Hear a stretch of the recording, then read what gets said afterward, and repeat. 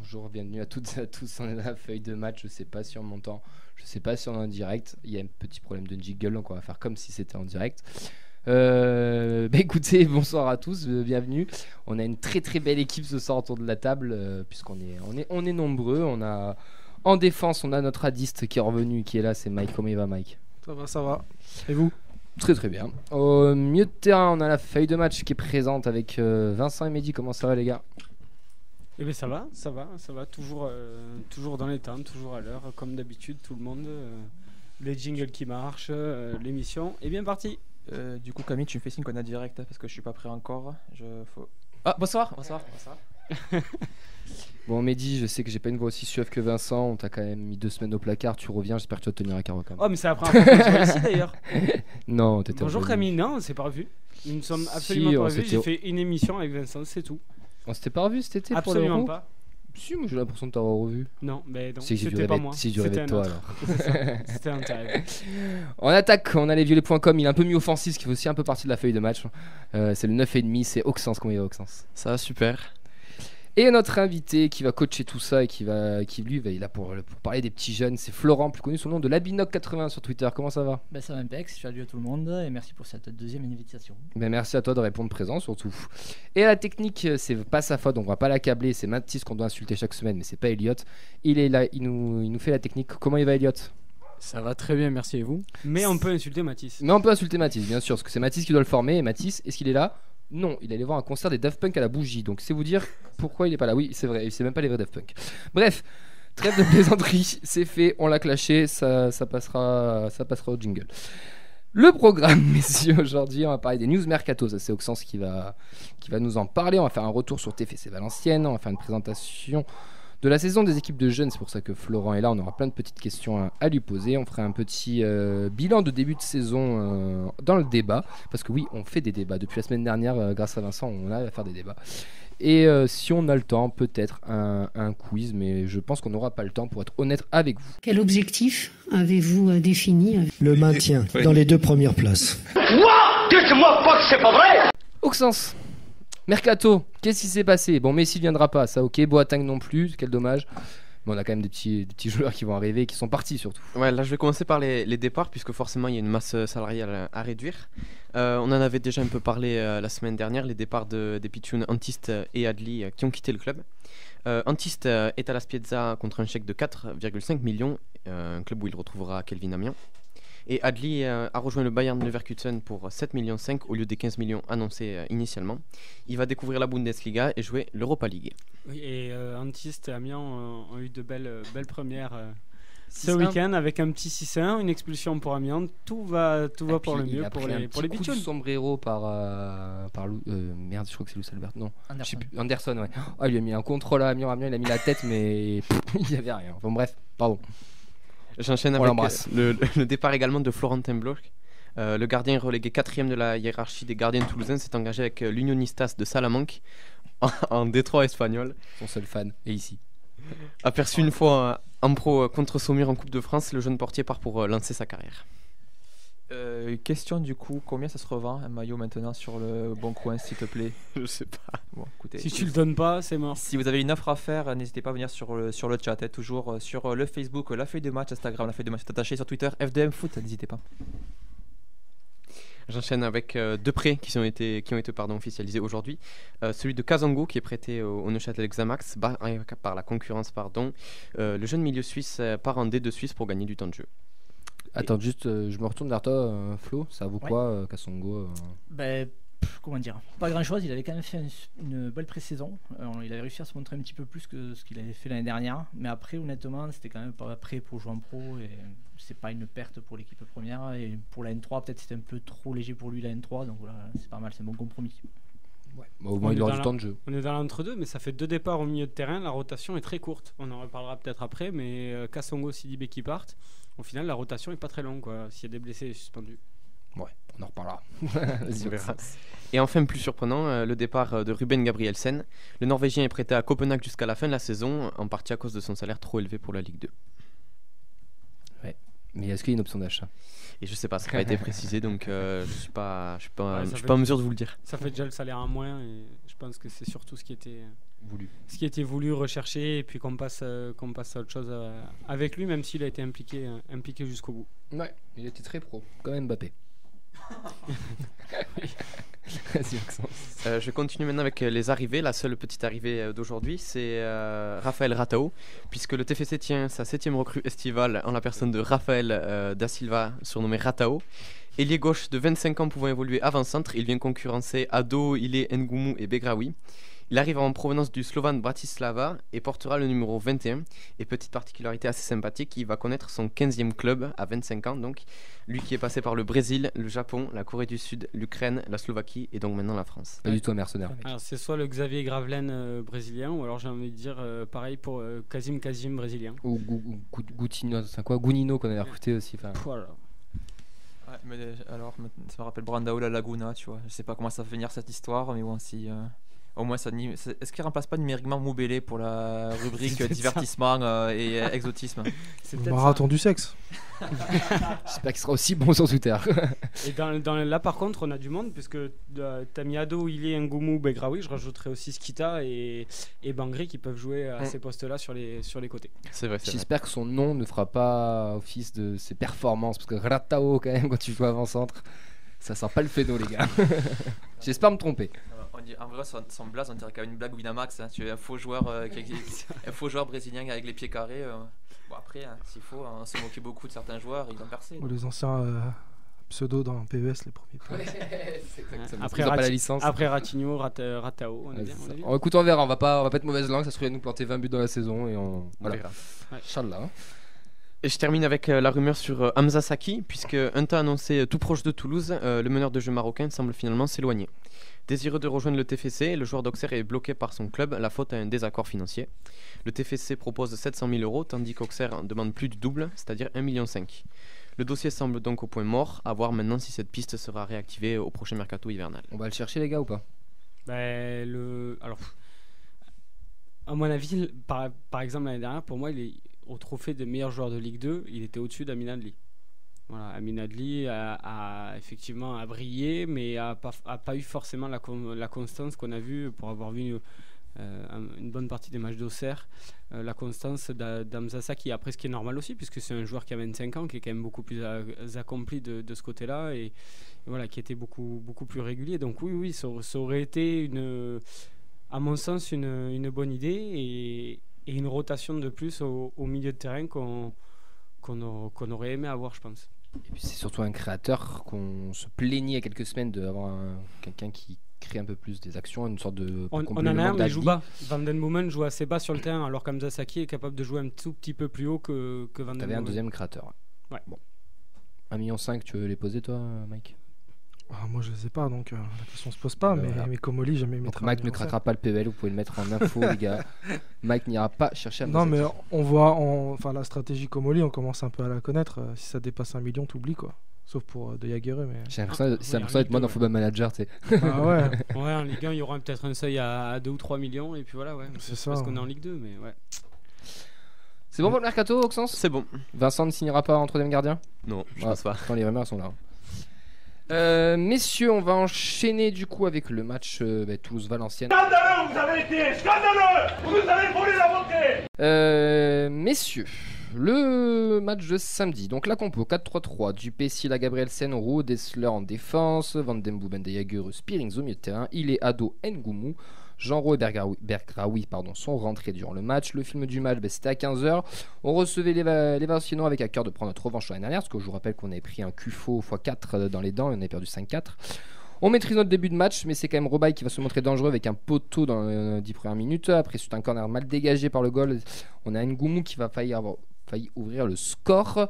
On domine sans trop dominer. On sent qu'on est quand même dans la partie, mais c'est pas trop ça. Et puis Van Den Boomen va trouver Onaiwu sur un corner au deuxième poteau. C'était pas le premier du match, avec une tête magistrale de la part de notre attaquant qui va comptabiliser son second but de la saison.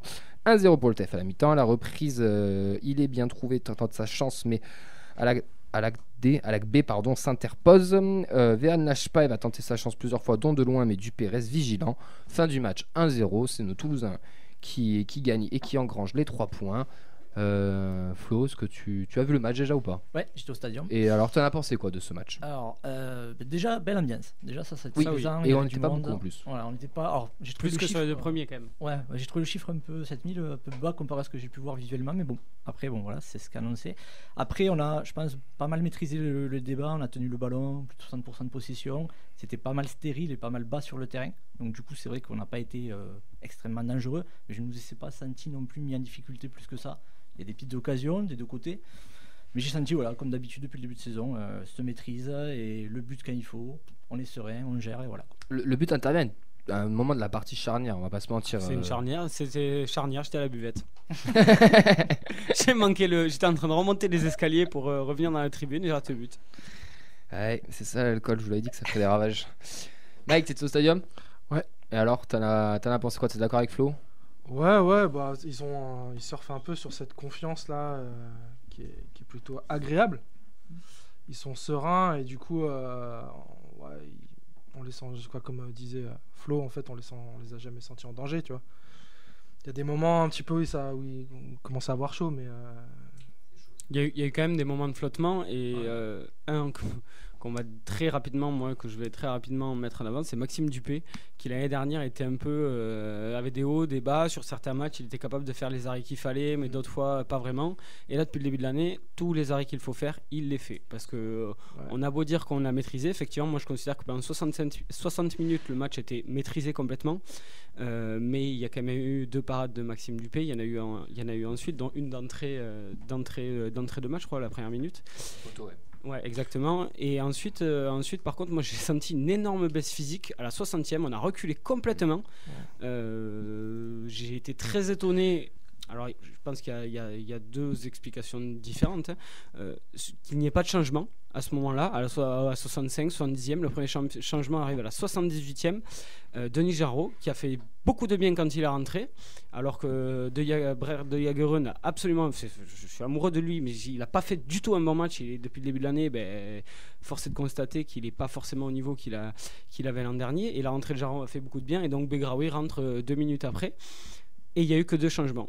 Et ça m'a pas mal étonné. Alors c'est soit Montagnier n'est pas bon et n'a pas vu la baisse physique de ses joueurs, ce que je ne crois pas. Mais par contre, je pense que Montagnier ne faisait pas confiance à ses remplaçants pour tenir le résultat. Ouais. Que ce soit Skita, Bangré par exemple, ou Samsana qui aurait pu rentrer en jeu. Je pense qu'il n'avait pas totalement confiance en eux pour les faire rentrer. Et on l'a vu notamment sur les derniers matchs où on avait pris des buts dès qu'ils sont rentrés. Donc voilà. Ouais, pour rebondir sur ce que disait Florent par rapport à l'ambiance en tribune aussi, par rapport, après on reviendra sur le match, il y a un geste fort que j'apprécie en avant-match dans les tribunes, c'est ce rapprochement autour d'une bière entre Samuel et Yves. Donc voilà, s'il y en a qui demandent des nouvelles, les dés vont très bien et ils avaient l'air d'être plutôt d'accord. Ils préparaient les punchlines pour la prochaine émission, pour la prochaine hashtag romance. Voilà. Abonnez-vous à la liste aussi. Vas-y Mike. Non, après bon, je suis quand même pas super serein. Enfin, tu vois, on va perdre un élément fort de la défense qui a été prêté. Et tu retrouves Diakité quand même. Ouais, mais Diakité il va pas être tout de suite au top, tu vois. Je sais pas. Sincèrement, je suis pas ultra serein. Et puis sincèrement, le niveau de la Ligue 2 c'est catastrophique là quand même. Faut dire ce qui est. Enfin, moi je trouve toutes les équipes qu'on a rencontrées, c'est naze quoi. Ah bah c'est l'équipe de bas de tableau. Ouais, mais on a joué aucune équipe qui est censée être un de nos. Ajaccio, je les mettrais quand même dans les tops moi quand même, parce que ça va être une belle équipe cette année à bouger. Oui. Ajaccio, ouais, entre 6 et 10. Voilà. Après, pour le au-dessus, alors je me trompe peut-être complètement, hein, mais ils sont un peu en dessous de Sochaux. Alors Caen a fait pas mal de recrues encore là, avec un coach comme Moulin, ça va finir par tourner. Il y a toujours Auxerre, il y a le Paris FC, il y a quand même des équipes un petit peu au-dessus. Je pense qu'Ajaccio, c'est le deuxième chapeau, quoi. Ouais, enfin, ce que je veux dire, c'est qu'enfin. En tout cas, les équipes qu'on a rencontrées, il n'y a pas de quoi s'enflammer non plus. Non, absolument pas. Et sincèrement, on se fait chier, quoi. Je suis seul à le penser. Mais l'année dernière, des équipes qui n'étaient pas forcément faux-folles, je pense à Dunkerque, tu perds 1-0. Cette année, mine de rien, avec tout ce mercato, les joueurs qu'on ne savait pas trop s'ils allaient partir, tu te retrouves à 16 points sur 18, avec un plan de jeu qui commence à se dessiner. Enfin, je veux dire, c'est des matchs l'année dernière, je pense qu'on les gagne pas, ceux-là. Enfin, moi, c'est ce que j'ai dit sur Twitter et je le redis même encore ce soir. Je pense que le même match l'année dernière, avec les deux mêmes équipes, tu fais 1-1 ou peut-être que tu le perds 2-1. Là, tu le gagnes 1-0. Et puis on a en tête toujours cette fin de saison où on était un peu foufou offensivement, etc. Mais le début de saison dernière, alors certes, on fait des 5-3, des trucs comme ça où on perd, mais on a une structure d'équipe qui est nulle. On n'a pas du beau jeu au stade. Voilà, donc le début de saison ressemble un petit peu à des recrues tardives, etc. Et je pense qu'on a beaucoup plus de maîtrise aujourd'hui, beaucoup plus de base pour pouvoir produire du jeu dans le futur, je l'espère en tout cas, que l'année dernière. Et pourtant, voilà. Collectivement, on est plus fort en tout cas. Oui. Individuellement, on n'a pas l'effectif de l'année dernière. Non, mais collectivement, t'es plus fort. Ça, je suis il y a plus d'automatisme. Mais après, en tant que spectateur, c'est dur. Ah, ce match-là était vraiment très chiant. Très dur. Aussi, c'était un peu relou, la chaleur. Ajaccio, ça allait encore. Après, les matchs à l'extérieur, c'est les matchs à l'extérieur. Mais on a quand même gardé une base quand même d'équipe, même s'il y a eu beaucoup de départs de l'année dernière, ce qui facilite quand même les choses. Maxime Dupé. Jusque-là, il y avait Ruben Gabrielsen quand même, qui était l'année dernière. T'as ta colonne, Dupé, les trois milieux. Rouault, allez, on le met dans la colonne. Pas trop le mettre dans la colonne. Non, mais bon, on le rajoute, il était pas loin. Ton milieu de terrain, il est. Tu le mets pas vraiment, mais au moins le milieu de terrain, l'axe du terrain, il n'a pas forcément changé au niveau des titulaires. Et je pense que ça a grandement aidé en ce début de saison et c'était une bonne idée de garder cela en tout cas, je pense. On a des réactions, Vincent.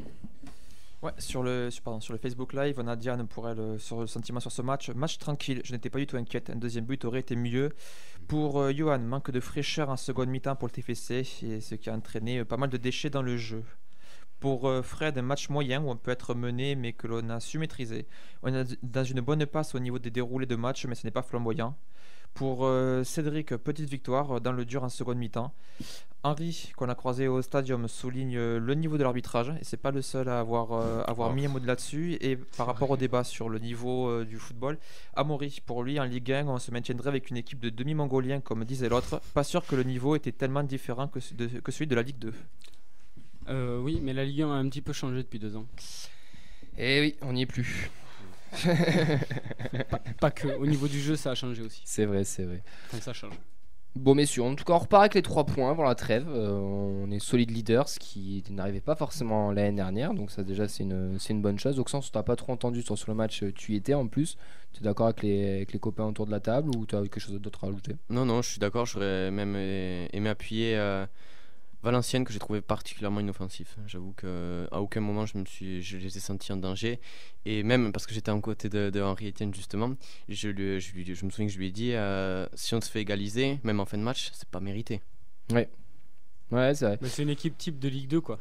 C'est que des bons joueurs de Ligue 2 avec alors des recrues, Mathieu Debuchy qui est un peu se rapproche de la famille. Mais il apporte une grinta, tu le sens quand même qu'il y a quand même 2-3 restes et un qui à mon avis aurait pu nous faire un petit peu mal mais qui est sorti très rapidement blessé, c'est Floyd Aguité qui a quand même quelques matchs en Ligue 1 et puis ou à l'étranger aussi, qui est quand même un joueur qui a du ballon sur son côté. Et bon, je pense que sa sortie aussi ça a fait pas mal de mal à l'animation offensive des Valenciennois. Ouais. En tout cas, c'est les 3 points et c'est le principal. Messieurs, vos tops c'est l'essentiel. Exactement. L'essentiel, c'est les 3 points. Vos tops et vos flops, pour moi, dans les tops, j'avais mis Dupé, Ado et Rouault.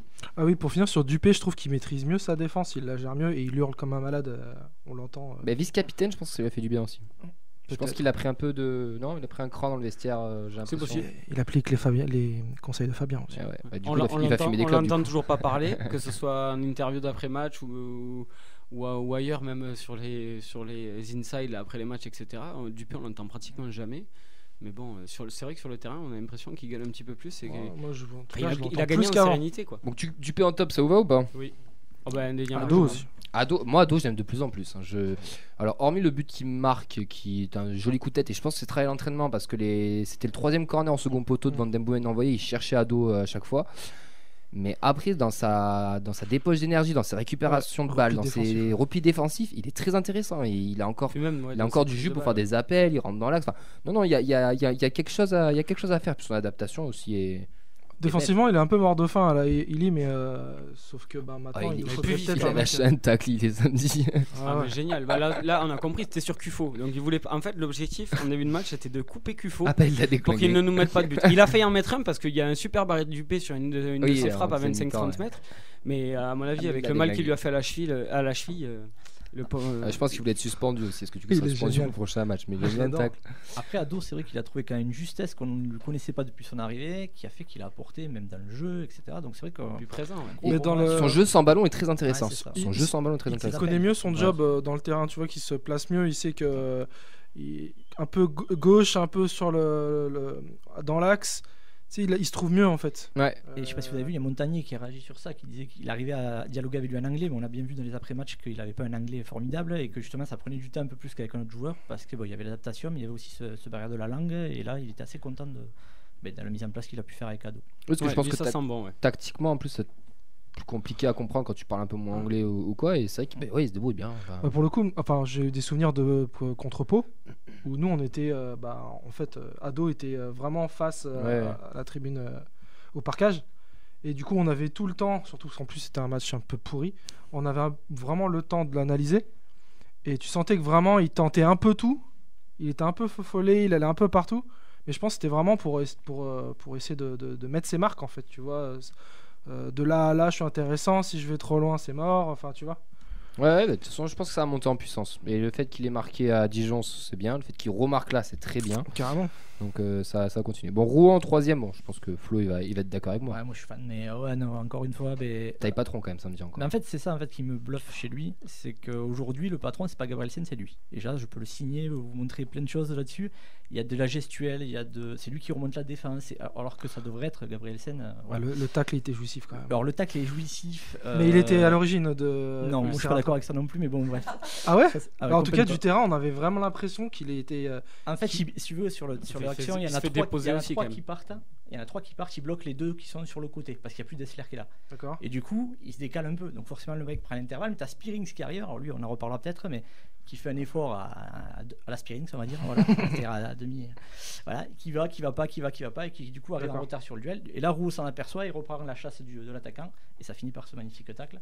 On le dit là pour le coup, je pense qu'il a rattrapé 3 mètres rien qu'en taclant. Donc peut-être qu'il faut qu'il glisse plus qu'il court. Voilà. Non, mais franchement, j'adore ce joueur. Mais il a que 20 ans, c'est ça qu'il faut se dire. Et voilà.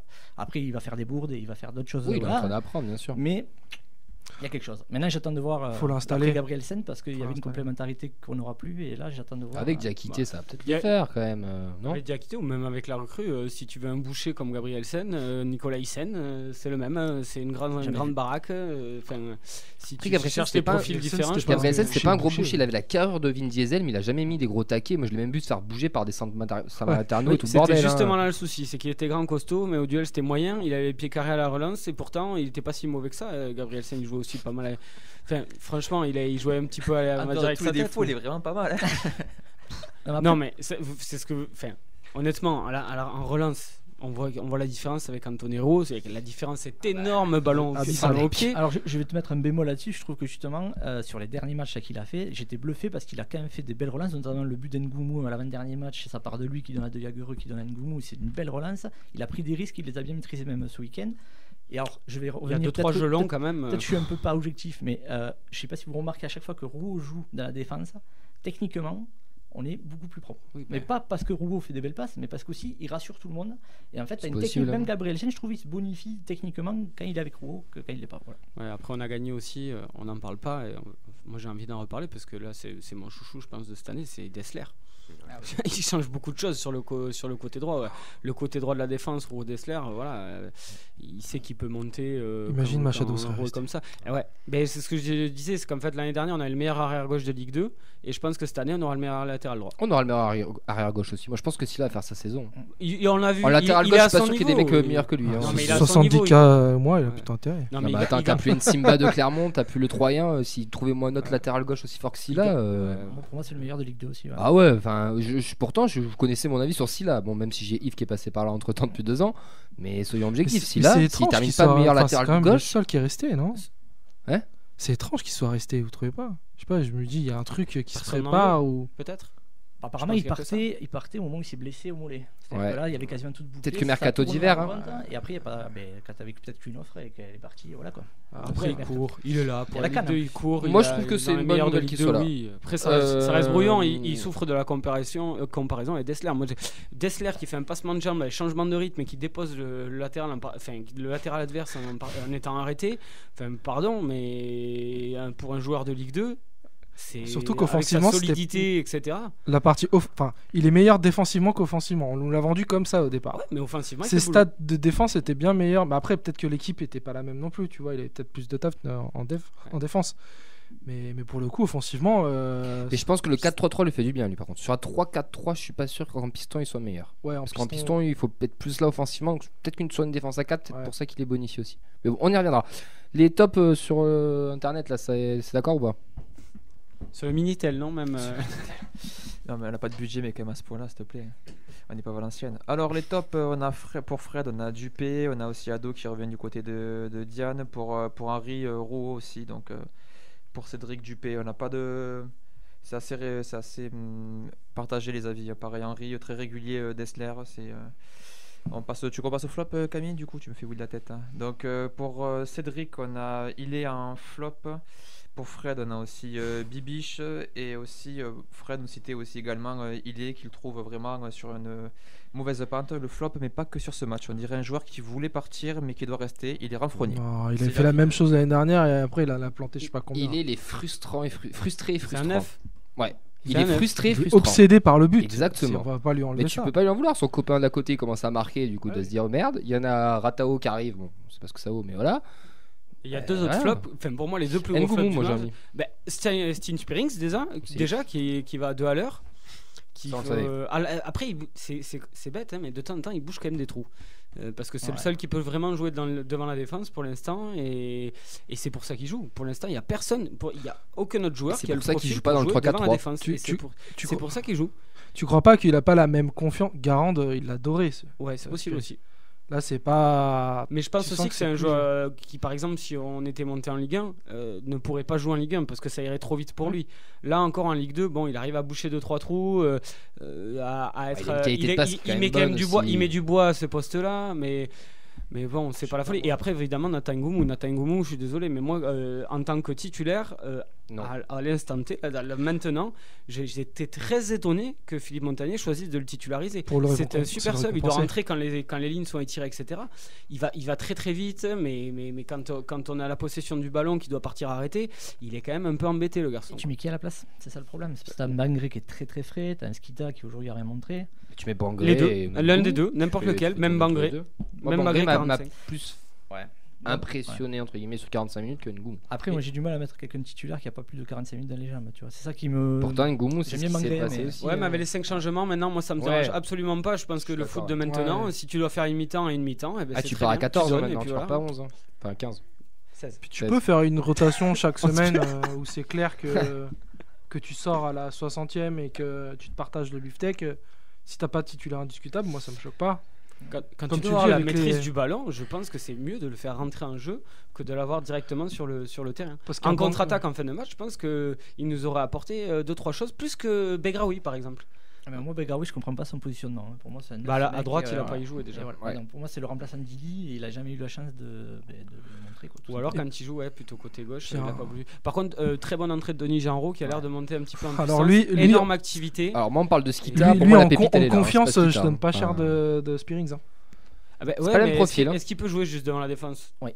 C'est là où il jouait en fait avec l'Australie. Il jouait pas à 2? Non, il jouait plus bas en fait. Enfin, il jouait à 2. Par contre, lui, il venait chercher les ballons beaucoup plus bas. Il jouait vraiment à la Spearings, c'est-à-dire organisateur. Sauf qu'il est plus technique, plus rapide, peut-être un peu moins bouché. Alors quand on voit son activité, je dirais que c'est presque dommage de s'en priver un petit peu plus haut sur le terrain. Ouais, moi on dit pareil de Jagereux, donc il faudra faire des choix à un moment donné. Parce que De Jagereux, c'est vrai qu'il fait le job, mais si tu l'as plus haut, t'es plus content, c'est mieux quoi. Bon allez messieurs, on va terminer sur ça. On va y revenir juste après. On va faire du coup les flops. On conclut sur Ngoumou, De Jagereux, Spearings et bon, il 3, ça suffit. Il est le frustrant qui est frustré.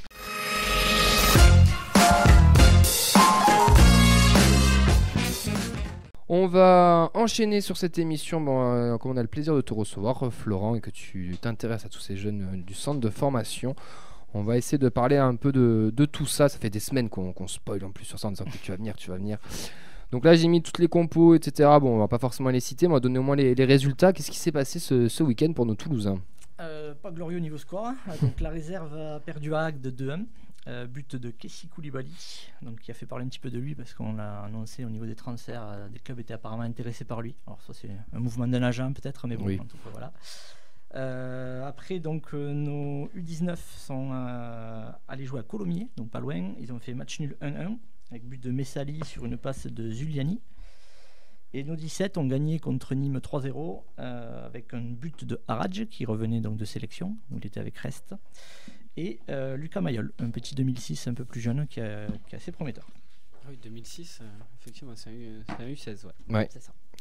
Bon, du coup, saison blanche l'année dernière et puis presque demi-blanche il y a 1 an et demi aussi, par rapport de tous les jeunes du centre de formation. Comment cette année, toi, tu les sens là, à l'aube de cette nouvelle saison qui se prépare? Alors globalement, dans les clubs un peu professionnels, les jeunes, bon, c'est des morts de faim, ils ont envie de jouer, donc ils ont tous la niaque, ils ont tous envie. Là où ça a été un peu dur, c'est plus pour ceux qui sont en fin de contrat ou ceux qui sont aux portes des pros, où là il y a eu quand même de la compétition de perdue et du coup ils n'ont pas pu se montrer tout simplement. Donc du coup voilà, c'est pas évident dans les têtes, c'est pas évident de repartir. Il y a aussi pas mal de pépins au niveau du centre, donc des petites blessures, des choses comme ça qui sont souvent liées à l'arrêt de la compétition. Après, bon, on a des équipes qui jouent très jeunes, comme tous les ans, que ce soit dans les 3 catégories. On a des très très jeunes. Guillaume Rest, qui a passé pro il n'y a pas longtemps, était avec la réserve et il est né en 2005.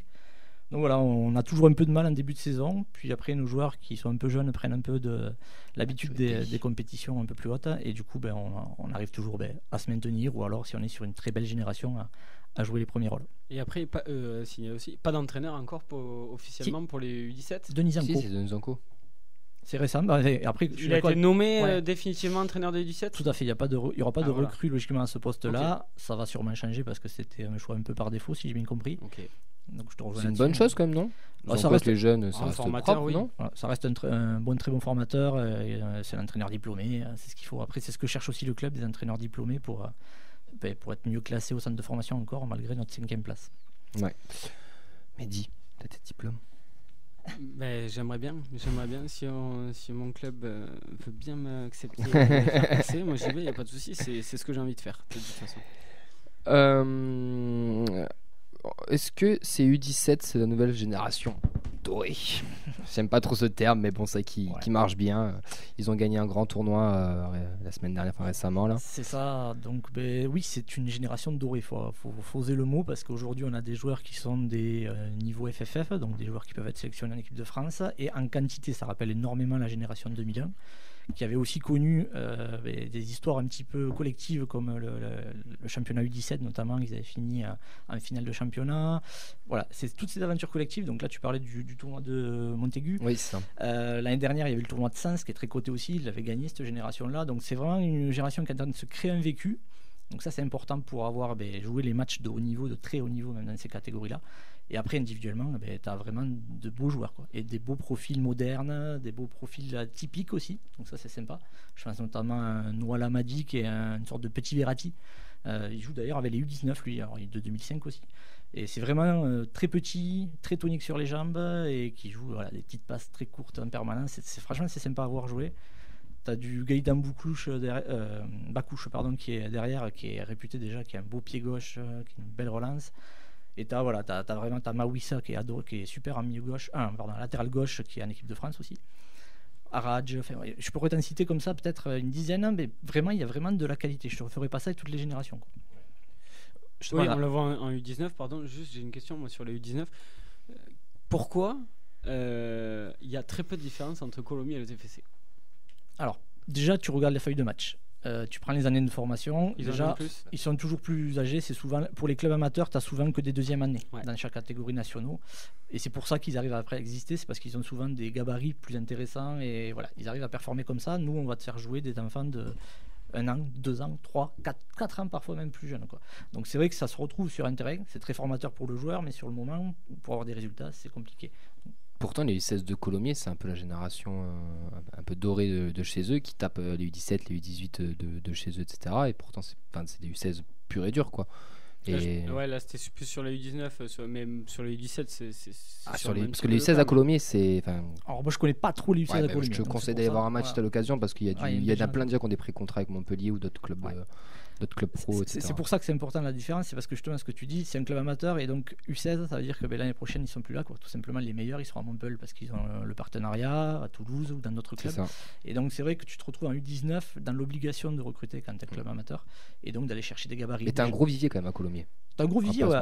Ça reste un club qui a cette vocation formatrice, hein, mais voilà. Je pense que ils peuvent exister qu'à travers ce défi physique-là plus qu'autre chose. Ouais, c'est le club numéro 2 à Toulouse chez les jeunes et tout court d'ailleurs dans la région de toulousaine. Ouais, après t'as Balma qui travaille très bien aussi. Balma travaille très très bien chez les jeunes avec notamment des super éducateurs. Et voilà, après ça c'est des clubs, l'Union Saint-Jean, etc. qui travaillent plus chez les tout petits, on va dire. C'est eux qui arrivent à faire émerger beaucoup de joueurs qui finissent au TEF tout simplement. Voilà, souvent, ou dans les clubs des alentours. De réputation, pour moi, avec des U15 notamment, Colomiers reste encore au-dessus de Balma, même s'ils arrivent juste derrière, effectivement, Colomiers reste encore au-dessus dans la tête des gamins et des parents, pour l'instant. On a Fred sur Facebook Live qui demande s'il y a un phénomène annoncé Jean Radley. On a pu voir depuis des années sur le site, sur levolley.com ou d'autres, ou même par les sélections en équipe de France de jeunes, on a toujours vu un jeune d'une génération au-dessus, comme on a pu annoncer du Pentecôte, comme on a pu avoir du Pélican, du Antiste, du Adli. Est-ce qu'il y en a T'aurais pu en citer d'autres quand même. Non mais quand ils étaient jeunes, on les a annoncés vraiment exceptionnels. C'était une représentant en équipe de France, c'était les stars. Alors, ils ont tous eu des destins divers. Aujourd'hui, je pourrais pas te citer que non. En fait, il y en a pas un qui sort du lot comme Adli ne sortait pas du lot non plus, un jeune. Hein. C'est-à-dire que c'était un très bon joueur, mais qui avait un gabarit de Lilliputien et qui a pris une pousse dans un été et qui s'est retrouvé blessé assez souvent, etc. Donc faut toujours avoir un temps de recul. Bangré, pareil, ça n'a jamais été un cadre. Aujourd'hui, il est pro. Donc il n'y a pas de carrière linéaire. Aujourd'hui, je pourrais te donner plein de noms, mais c'est tellement tellement aléatoire. Je te pourrais citer un Elmo Kedem par exemple, ça c'était des joueurs qui flambaient. Voilà. C'est des joueurs qui flambaient. Mais aujourd'hui, ils sont 5 clubs. Daoui, pareil, ça flambait en jeune. Peut-être apprendre plus sur les joueurs qui ont joué en réserve, du coup. Parce que ceux-là sont plus âgés et sont censés être, pour certains, proches d'un contrat pro. Tout à fait. Alors, c'est là où c'est compliqué. Justement, on en parlait tout à l'heure à cause du Covid, parce que c'est des joueurs qui n'ont pas pu prouver sur le terrain, qui n'ont pas pu avoir des statistiques, qui n'ont pas pu avoir le coach qui les voit jouer, etc. Et pour avoir le contrat pro, ça devient difficile. Il y a Shaibi, Nahir, c'est des joueurs qui sont en 2002, donc en dernière année de formation. On a parlé l'année dernière d'un contrat pro pour Shaibi, etc. Mais c'est des choses qui se sont un peu étouffées à cause, justement, je pense, de cet arrêt des compétitions. Donc à eux de saisir leur chance sur ce début de saison, mais ça va se jouer sur peu de matchs. Est-ce que Montagnier, il a un regard sur tout ça, comme pouvait l'avoir Casanova à l'époque ou d'autres coachs? Est-ce qu'il il regarde beaucoup les jeunes ou pas, ou c'est vraiment son groupe À ma connaissance, lui, personnellement, non, pas forcément. Par contre, il a des retours, effectivement, il a des personnes qui font le lien. Il a des rapports qui lui fait envoyer, qui sont envoyés en fait à tous les coachs. C'est-à-dire qu'un match de U17, un rapport qui va partir chez tous les coachs. Okay. U19, N3, etc. Qu'est-ce que tu dis? De la data, tout à fait de la data. Mais j'étais au stadium, tu vois, j'étais invité au stadium avec un membre du staff qui m'a invité. Alors, vous allez rigoler, mais c'est par rapport à Football Manager, parce que je m'occupe de la base de données et il voulait un peu plus comprendre comment ça marchait. Et il m'a montré pas mal de fiches qu'il faisait sur les jeunes, etc. Et c'est vrai que tu as beaucoup de data, ils essayent de s'y mettre énormément. Ils ont des outils ils ont les GPS sur les joueurs, voilà. Et donc c'est vrai que tout ça, tu l'as pas sur un joueur qui n'a pas joué. Et c'est dur aujourd'hui de te dire, lui, j'ai fait un contrat, ça va me rapporter derrière. Le Football Manager, du coup, c'est quoi les joueurs qu'il faut aller choper au TEF là? Guillaume Rest, non, quand même. Alors, je vous avoue que j'étais un peu flemmard sur cette année-là, donc attendez l'année prochaine ou le mercato d'hiver. Okay, j'achète pas le jeu. Ouais, pour le TEF, ça n'a pas été terrible. Est-ce que tu penses que cette année, il y en a certains qui peuvent intégrer le groupe dès cette saison, ou alors c'est beaucoup trop fébrile et à cause du Covid, ils ont perdu beaucoup trop de temps? Alors pour moi, non. Alors, sans parler Covid, en termes de talent pur aujourd'hui, et vu l'effectif que l'on a en pro, parce qu'on a quand même un effectif assez touffu dans chaque poste, je vois pas de profil qui peut monter un. Pas un bon latéral gauche. C'est le seul poste pour moi qui est ouvert. Le seul latéral gauche qu'on a en N3, c'est El Relfi. C'est quelqu'un qui revient des croisés qu'on a gardé, qui est en 2001 qu'on a gardé parce qu'il était blessé l'année dernière. Donc ils l'ont gardé, parce qu'ils sont sympas et qu'il manquait de latéral gauche, mais voilà. Autant te dire que non. Ok. Et pour finir là, par rapport à ça, qu'est-ce que tu penses de Pichoun en une? Parce que tu les as quand même suivis déjà avant, les Ngoumou, les mêmes Adli, Manu Koné, Antis, ils sont partis. Est-ce que c'est ceux-là que tu aurais cités en premier? Est-ce qu'il y en a qui te surprennent? Est-ce qu'il y en a qui te déçoivent? Peut-être, je sais pas. Alors, toujours pareil, ça dépend de quel moment on parle. Si tu veux, Koné, moi je l'ai vu, il était U17, début de saison, c'était peut-être le plus mauvais sur la pelouse. Mais vraiment, hein, j'en ai parlé d'ailleurs avec cette personne que j'ai vue là, et il me disait oui, tout à fait, le mec il n'y était pas, etc. On a insisté avec lui, et puis derrière c'est devenu une évidence. Et fin de saison, c'était déjà une évidence, tu savais qu'il avait des aptitudes pour le très haut niveau. Adli, je vous l'ai dit tout à l'heure, hein, longtemps blessé, émergence un peu tardive. J'étais vraiment étonné du niveau qu'il a pu mettre en Ligue 2 sur sa première saison. Franchement, ça m'a bluffé. Après, je le savais très doué, mais par contre, à ce niveau-là, non. Après, il y a Rouault, lui, depuis les U17, pour moi, c'est une évidence aussi. C'est un profil moderne qui a beaucoup ramé avec tous les coachs, jamais, toujours dans l'homme de Diakité, toujours dans l'homme de quelqu'un, en fait, un coach qui le prenait plus pour un bouche-trou que pour un titulaire en puissance. Voilà, des choses comme ça qui l'ont forgé, qui fait qu'aujourd'hui, pour moi, c'est un taulier. Et après, je vous l'ai dit, Bangré, je ne voyais pas à ce niveau-là non plus. Je ne le pensais pas capable de pouvoir remplacer un Adli à son niveau, bien sûr. Mais, voilà. Ngoumou aussi, j'avais une vision très caricaturale de ses performances. Je le voyais vraiment comme un tout droit et je ne pensais pas que ça irait bien plus haut. Et là, il est en train de montrer des choses un peu plus intéressantes. Voilà, donc, et Moussa Diarra, qu'est-ce que tu penses de Moussa Diarra? Moussa Diarra, pareil, lui m'a bien bluffé sur ce début de saison parce que dans la défense à 3, je l'ai trouvé quand même très performant, j'en attendais pas autant. Pourtant, il a pris cher l'année dernière. Hein. Ah, mais cette année. Mais pour l'avoir vu, moi aussi, au moment où il y a eu le Covid, moi, je commençais à aller voir assez souvent la réserve, etc. Et donc, cette génération-là. Et moi, Moussa Diarra, je pensais justement donc c'était le capitaine, le leader, mais un peu comme une époque aussi qui était il y avait Lucas Cazenave, etc. Ouais. C'était des joueurs un peu en dessous des autres en fait, qui étaient là pour donner du lien, etc. Et parce que dans ces catégories-là, si t'as que des cracks, ça peut très vite partir en cacahuète. Et en fait, ils étaient là, voilà, pour le lien de l'équipe et pour encadrer, on va dire les mini-stars de ces catégories-là, quoi. Ouais. Et j'avais du mal à l'imaginer passer le cap aussi rapidement et même tenir sa place aussi correctement en Ligue de Moussa Diarra. Je te rejoins à 100% sur l'analyse. C'est ça, c'est qu'en fait c'est quelqu'un qui était polyvalent en plus, mais qui n'était pas forcément excellent dans un des deux postes. C'est-à-dire qu'il était bien. C'est un peu le même problème que Sana, je trouve. En fait, il est milieu, mais du coup il dépanne à droite. Du coup, on profite de cette polyvalence, mais de son côté un peu moyen, pas excellent sur un poste. Et du coup, il bouche un peu des trous, il est là, il est vaillant. Tu vois, j'ai un peu ce même ressenti. Comme le fera peut-être un peu, moi, celui qui ressemble un peu à ça, un profil un poil différent, mais Tom Rapnouille, quoi. Il semble encore un peu léger, mais parce que il a moins d'expérience que Moussa Diarra, qui a eu un peu plus sa chance, mais ça ressemble quand même un peu ça, quoi. Il va dépanner en tant que latéral gauche, voilà, sachant qu'il jouait assez souvent. Bon, il dépannait aussi latéral gauche de temps en temps, mais il jouait au milieu de terrain, quoi. Mais c'est un milieu de terrain, ouais. C'est vrai, une vraie belle batte gauche, mais après ça reste un contrat pro assez surprise. Ouais. Et le fait qu'ils aient besoin vraiment à ce poste de piston gauche, il a une VMA qui est exceptionnelle, donc c'est sur ça qu'ils ont dû jouer. Ouais, je sais que ça fait pas tout, mais bon, on a bien Silla. Ouais, non, mais Apo, il était impressionnant. Par contre, le gars, il lâchait rien, quoi. Physiquement, c'est un monstre dans toutes les statistiques physiques, hein. Donc c'est pour ça qu'il a un contrat pro aujourd'hui. Après, voilà, ça reste très très léger. Un que t'as pas cité quand même, qui était la star, il me semble, quand même chez les jeunes et qui a eu une progression, c'est Antis quand même. C'était quand même le buteur qu'on a entendu parler. Déjà dès les U17, on en entendait quand même assez parler, un petit peu comme Guillaume Rest maintenant.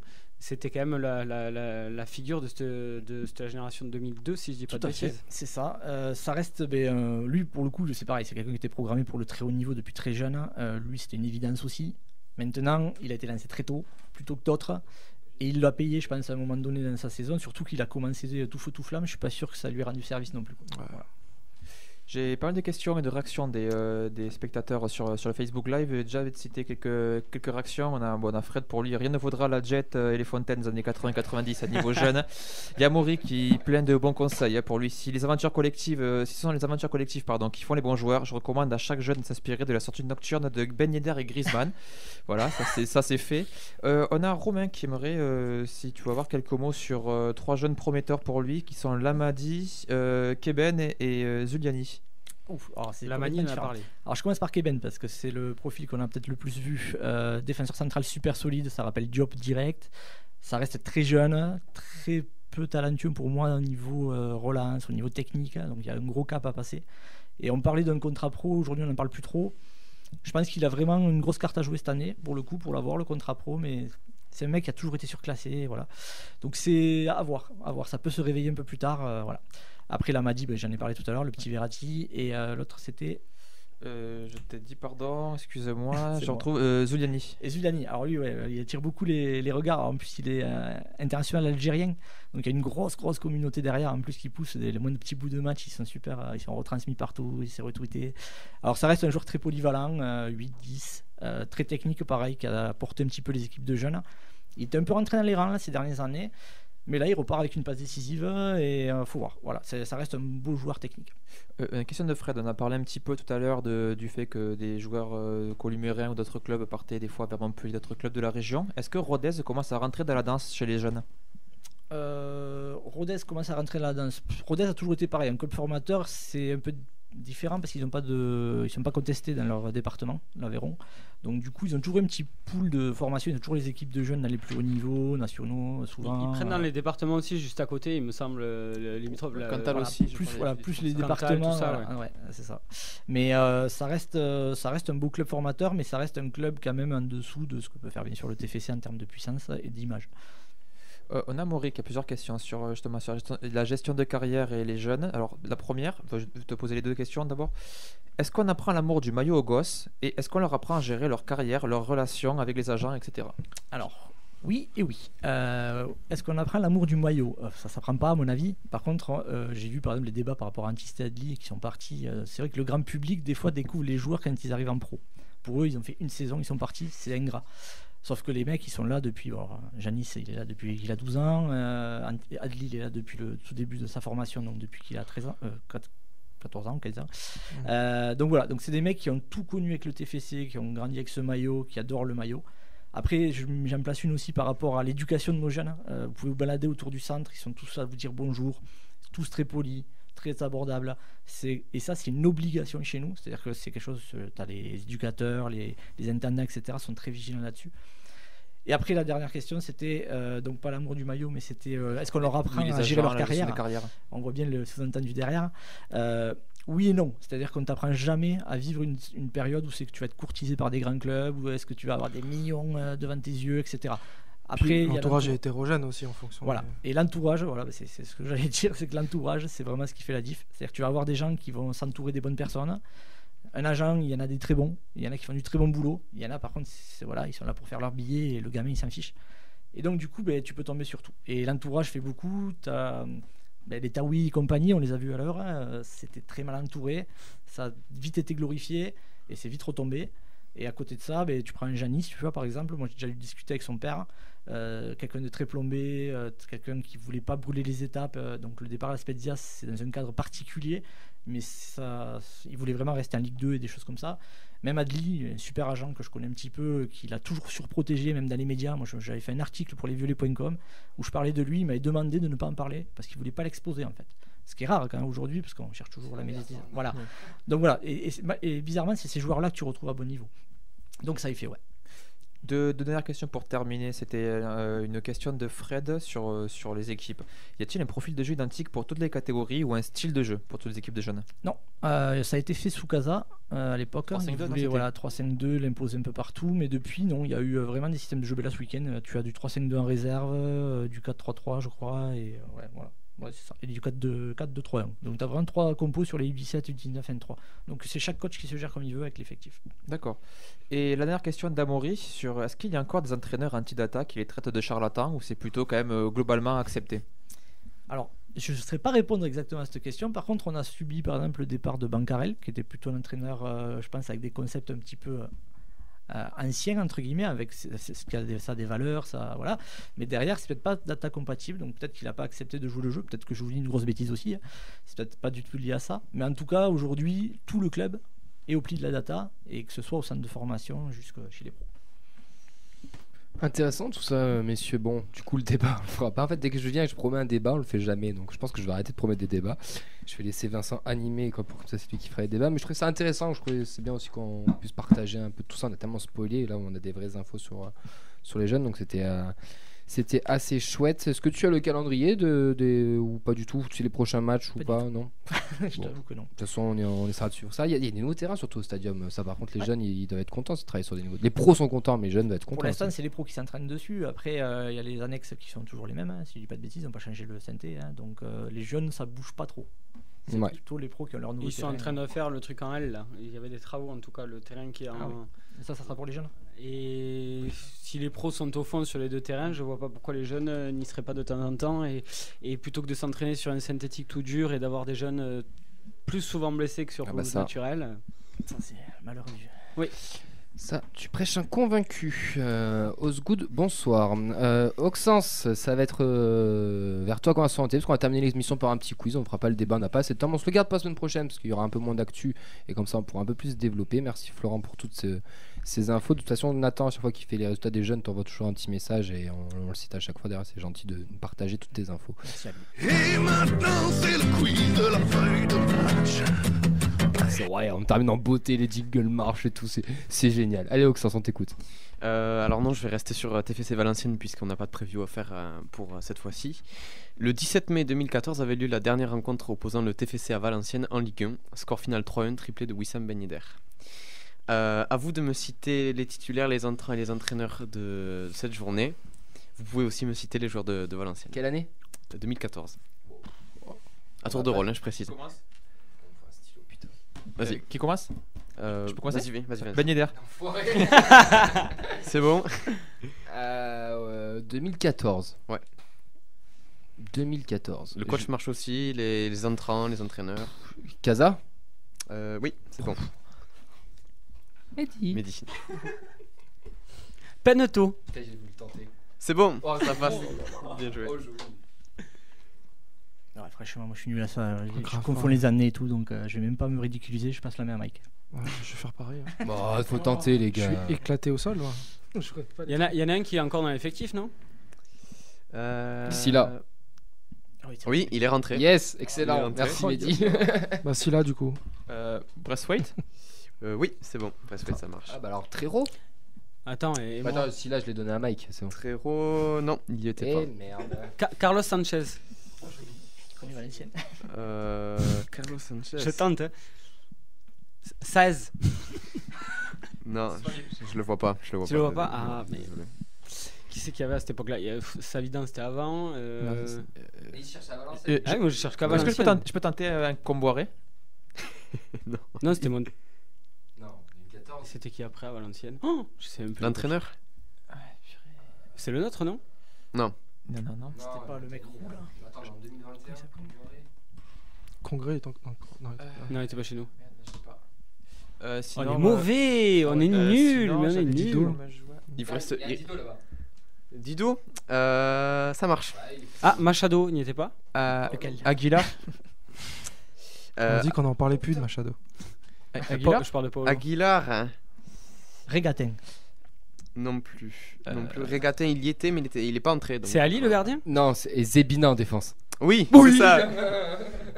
Aurier. Aurier.